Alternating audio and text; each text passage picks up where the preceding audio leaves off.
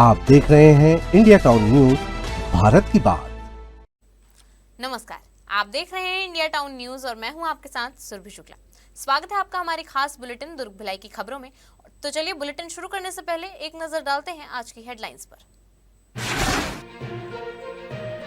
निगम की सख्ती, डिफॉल्टर पर कार्रवाई, बकाया कर पर लगेगा 17% अधिभार, टैक्स काउंटर वीकेंड पर भी होंगे संचालित।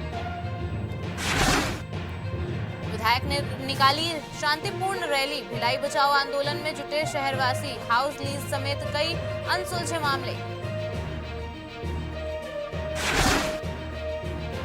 राज्य स्तरीय महिला सहकारिता सम्मेलन आयोजित, सहकारिता में महिलाओं की बढ़ती भागीदारी, मंत्री लक्ष्मी राजवाड़े ने किया शुभारंभ। जामुल में ऑनलाइन सट्टा गिरोह का भांडाफोड़, किराए के मकान पर पुलिस की दबिश, तकनीकी रूप से बाहरी लोग भी हुए शामिल। भिलाई के बैकुंठ धाम छावनी चौक स्थित एक घर में अचानक एलपीजी सिलेंडर में आग लग गई। घटना की सूचना मिलते ही अग्निशमन कार्यालय ने तुरंत एक दमकल टीम को मौके पर रवाना किया। मौके पर पहुंचकर अग्निशमन कर्मियों ने सिलेंडर पर लगी आग को सफलतापूर्वक बुझाया और सिलेंडर को सुरक्षित बाहर निकाल लिया। फिलहाल आग लगने का कारण अज्ञात बताया जा रहा है और इसकी जांच पुलिस द्वारा की जा रही है। जिला सेनानी एवं जिला अग्निशमन अधिकारी नागेंद्र कुमार सिंह ने बताया कि घटना की सूचना मिलते ही अग्निशमन दल तत्काल रवाना किया गया। टीम में महेंद्र चंदेल, भीषम, शशांक, रामनाथ कुर्रे और प्रवीण सिन्हा शामिल थे। उन्होंने समय पर घटनास्थल पर पहुंचकर बड़ी दुर्घटना टलने में महत्वपूर्ण भूमिका निभाई, जिससे घटनास्थल पर किसी को कोई चोट नहीं आई। दुर्ग आरपीएफ ने अनाधिकृत वेंडिंग के खिलाफ विशेष अभियान चलाते हुए रेलवे स्टेशन पर बड़ी कार्रवाई की है। इस दौरान 15 वेंडरों और स्टेशन के विभिन्न स्टॉलों के बाहर अवैध रूप से रखे गए खाद्य पदार्थ जब्त किए गए, जिनकी अनुमानित कीमत करीब 50,000 रुपए बताई जा रही है। दरअसल आरपीएफ प्रभारी दुर्ग के नेतृत्व में चलाए गए अभियान में प्लेटफॉर्म पर स्थित स्टॉलों के बाहर अनाधिकृत रूप से रखे गए विभिन्न खाद्य सामान पाया गया। आपको बता दें कि इन वेंडरों द्वारा सामान रखने के कारण यात्रियों को स्टॉल से सामान लेने में असुविधा हो रही थी और प्लेटफॉर्म पर आने जाने में परेशानी भी हो रही थी। सभी जब्त सामान आगे की कार्रवाई के लिए दुर्ग पार्सल कार्यालय को सुपुर्द किया गया। आरपीएफ का कहना है कि मुख्यालय की तरफ से यात्रियों की सुविधा के लिए अनाधिकृत वेंडिंग के खिलाफ यह अभियान नियमित रूप से चलाया जा रहा है। वहीं कमर्शियल विभाग द्वारा स्टॉल आवंटन संबंधित नियमों की अनदेखी के कारण यात्रियों और अन्य स्टॉल संचालकों को असुविधा का सामना करना पड़ रहा था। जीवनिका स्वयं सहायता समूह एवं हमर हटरी परिवार के तत्वाधान में तुलसी पैलेस धनोरा में अंतर्राष्ट्रीय महिला दिवस और सम्मान समारोह बड़े उत्साह और धूमधाम के साथ मनाया गया। इस अवसर पर दुर्ग ग्रामीण विधायक ललित चंद्राकर विशिष्ट अतिथि के रूप में उपस्थित हुए।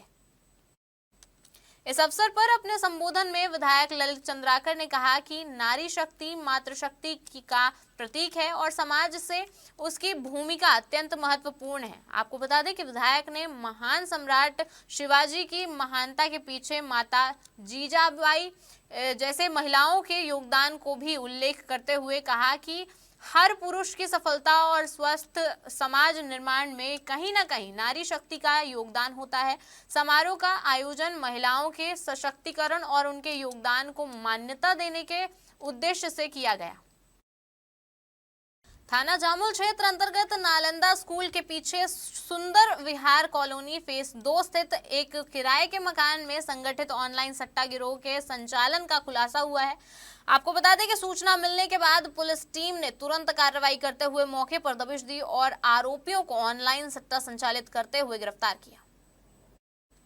पुलिस जांच में सामने आया कि आरोपी ड्रैगन टाइगर, अंदर बाहर, 3 पत्ती, टेनिस, फुटबॉल और रूलेट जैसे खेलों पर ऑनलाइन सट्टा संचालित कर रहे थे। गिरोह ग्राहकों को इंस्टाग्राम और व्हाट्सएप के माध्यम से जोड़कर उनके लिए आईडी उपलब्ध कराता था और मोबाइल एवं लैपटॉप के जरिए सट्टा खिलवाया जाता था। जांच में यह भी पता चला कि गिरोह ने विभिन्न सिम कार्ड और म्यूल बैंक खातों के जरिए अवैध लेनदेन को छिपाने का प्रयास किया। आपको बता दें कि गिरोह में कार्यों का स्पष्ट विभाजन था और तकनीकी रूप से बाहरी व्यक्तियों द्वारा संचालन को नियंत्रित किया जाता था। मामले में पुलिस ने आरोपियों के खिलाफ कड़ी कार्रवाई शुरू कर दी है और पूरे मामले की जांच जारी है। थाना सामू क्षेत्र अंतर्गत जो है सूचना मिली थी कि कहीं पे एक बड़ी जो है ऑनलाइन सट्टा चल रहा है, जिस पर से सुंदर विहार कॉलोनी फेज 2 है। वहाँ पर जो घर है हमने उस पर रेड किया गया जामुन पुलिस टीम के द्वारा एवं क्राइम टीम के द्वारा, जहाँ से उनको जो है पकड़ा गया। पकड़ने के पश्चात जो उनके पास से बहुत सारे लैपटॉप, एक लैपटॉप मिला, कई सारे मोबाइल मिले, ATM कार्ड मिले, चेकबुक, पासबुक, ये सब हमको वहाँ से मिले। पूछताछ करने पर पता चला कि जो लोटस 365 ऐप है उसके अंदर में कई सारे गेम हैं, जैसे ड्रैगन टाइगर, अंदर बाहर, 3 पत्ती, रूलेट, टेनिस, फुटबॉल, ये सब गेम है। उन गेमों के माध्यम से क्या पैसा जो है ग्राहकों से पैसा लिया जाता था और हार दाव वहाँ पे लगाया जाता था, जीत हार का, और उसी के बेसिस पे जो है वो पैसा कमाया जाता था। भिलाई नगर विधायक देवेंद्र यादव ने शहर में शांतिपूर्ण भिलाई बचाओ आंदोलन रैली का आयोजन किया। ये रैली शहरवासियों और कर्मचारियों को जागरूक करने के उद्देश्य से निकाली गई। विधायक ने कहा कि इससे पहले भी उन्होंने भिलाई में 5 से 6 दिन का सत्याग्रह आंदोलन किया था। उस समय भिलाई स्टील प्लांट प्रबंधन ने कई मुद्दों पर आश्वासन दिया था, लेकिन आज तक उसे पूरा नहीं किया गया। इन मुद्दों में सेक्टर 9 हॉस्पिटल का निजीकरण, मैत्री बाग का निजीकरण और हाउस लीज जैसे कई अन्य महत्वपूर्ण मामले शामिल थे। देवेंद्र यादव ने कहा कि शासन और बीएसपी प्रबंधन ने पहले निजीकरण नहीं करने का वादा किया था, लेकिन वादे को अमल में नहीं लाया गया। इसीलिए आज फिर से रैली निकालकर प्रबंधन को चेतावनी दी गई है कि कर्मचारियों और जनता के हितों की अनदेखी बर्दाश्त नहीं की जाएगी। देखिए, भिलाई शहर की जो बसाहट है उसको खत्म करने के लिए योजनाबद्ध तरीके से बीएसपी प्रबंधन नई स्कीम्स के द्वारा लोगों के घर खाली कराने और जो यहाँ पर व्यापार व्यवसाय चल रहा है उसको खत्म करने का काम कर रही है। इस सब को देखते हुए हम लोगों ने पिछले समय भिलाई सत्याग्रह आंदोलन किया था, जिसकी सफलता हमको मिली, और जो सेक्टर 9 अस्पताल मैत्री बाग, इसको प्राइवेट हाथों में जाने से भिलाई की जनता ने बचाया।